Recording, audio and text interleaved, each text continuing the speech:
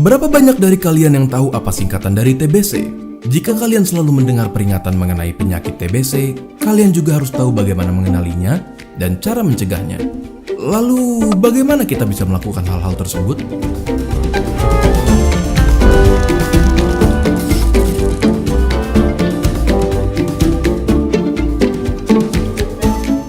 TBC atau tuberkulosis adalah penyakit yang menyerang paru-paru. Penyakit ini menular dan mematikan disebabkan oleh infeksi bakteri yang bernama Mycobacterium tuberculosis.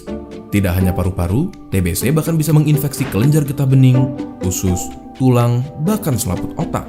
Kuman TBC menyebar ketika seseorang dengan penyakit TBC paru aktif, batuk, ataupun bersin. Percikan dahak dan liur yang terbawa udara adalah media penularannya, dan kuman TB mampu bertahan di ruangan yang lembab dan kurang sinar matahari. Tanda dan gejala umumnya berupa batuk lebih dari 2 minggu, batuk disertai darah, berkeringat di malam hari tanpa aktivitas, demam lebih dari 38 derajat Celcius, dan penurunan berat badan secara drastis. Lalu, siapa saja yang beresiko tertular TBC? Lebih banyak dari yang kita kira. Mereka yang kontak erat dengan penderita TBC, para perokok, mereka yang tinggal di lingkungan yang padat dan lembab, penderita HIV dan AIDS, peminum alkohol, bahkan para usia lanjut dan penderita diabetes mempunyai risiko tertular TBC. Lalu, apakah TBC bisa disembuhkan? Tentu saja bisa, dengan meminum obat anti-tuberkulosis hingga dinyatakan sembuh yang biasanya memakan waktu 6 bulan. Namun, daripada memikirkan tentang melewati proses penyembuhan TBC, ada baiknya kalian fokus mencegahnya terlebih dahulu jika belum tertular. Kalian dapat mencegah penularan tuberkulosis dengan melakukan imunisasi BCG pada bayi, memastikan udara segar dan sinar matahari masuk ke dalam ruangan yang kalian tempati, menutup mulut menggunakan sapu tangan, tisu, masker, maupun lengan di saat hendak batuk dan bersin, ataupun dengan menjaga kebersihan rumah dan lingkungan di sekitarnya.